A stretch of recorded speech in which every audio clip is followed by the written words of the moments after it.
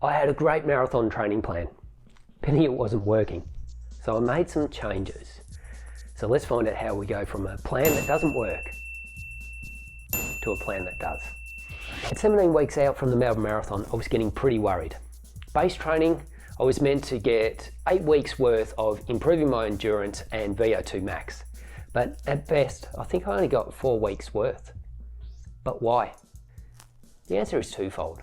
VO2 max intervals, so 5 to 3 kilometre race pace, they have diminishing returns after a while, and that you tend to get the most benefit out of 3 to 4 weeks before you have to change that stimulus to keep improving. I failed to factor that in. Why? I'm not sure. Maybe I forgot it in the planning. I just didn't do it. Secondly, consistency took a hit. Poor time management was at fault. A little bit of illness got in the way. But to be honest, I think the biggest issue was my headspace. I just didn't have the commitment to training, and I wasn't getting everything else done. I wasn't in the mindset to get the training I needed. The result is my endurance sucks, but I'm a little bit faster. I'm well off a good marathon. Right at the moment, I can forget about even looking at a good PB. On the 6th of June, 117 days out from the marathon, I press that reset switch.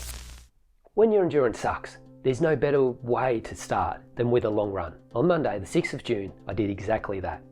I covered 21.2 kilometres, 2 hours, 7 minutes on a very familiar course.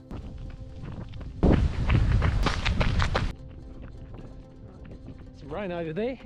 Let's see if I can beat it home.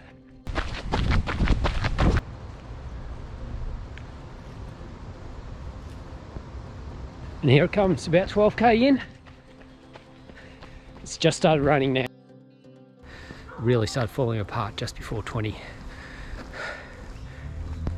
My endurance needs a lot of work. On Tuesday, I brought the focus in on the strength training and decided to skip any sort of run just to make sure that I fitted in the strength work that I wanted to get done and that I get the benefit from it. Now I chose a selection of exercises that are quite specific to me and my injury history. For each one of them, I performed 3 sets of somewhere between 4 and 8 reps for most of them, and maybe a couple heading out to 10 reps. Formed a knees over toes split squat,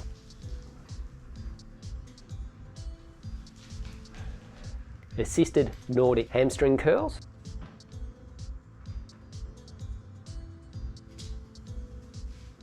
single leg calf raises,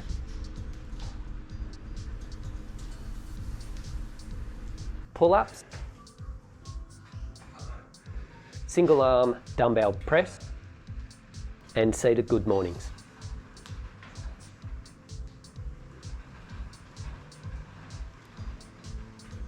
On Wednesday, I was back to the early starts for work, so I'm up before the sun.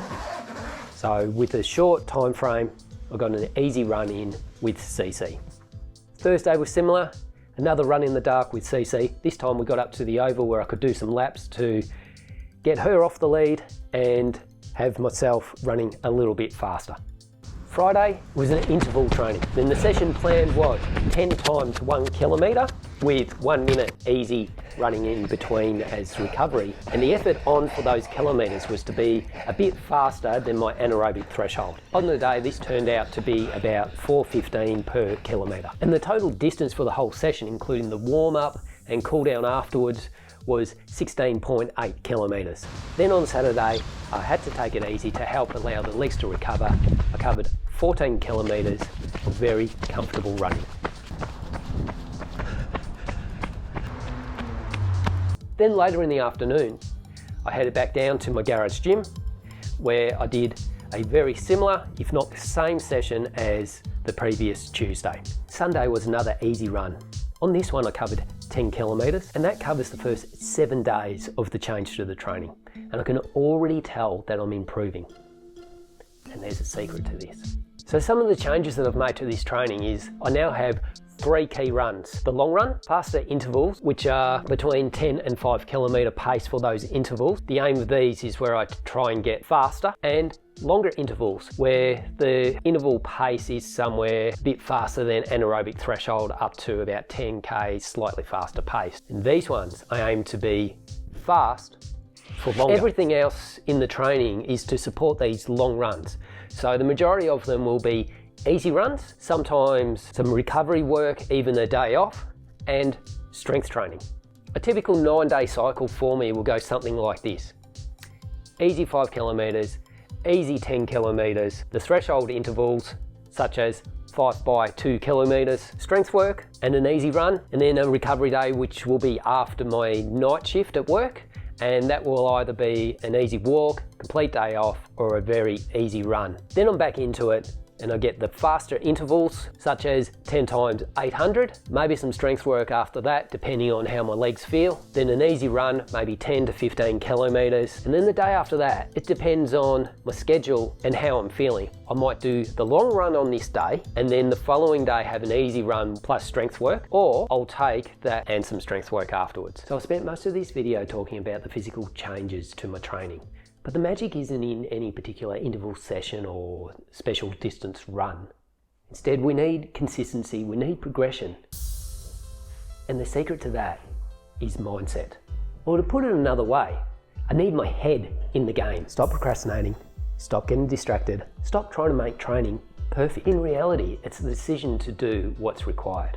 And it looks a little bit like this, taking those extra 10 minutes on the night before to get my food and gear ready for the next day. Putting my phone down earlier so it doesn't impact my sleep. Getting my chores done now, not putting them off later so they don't impact on my training time. Staying disciplined with intensity.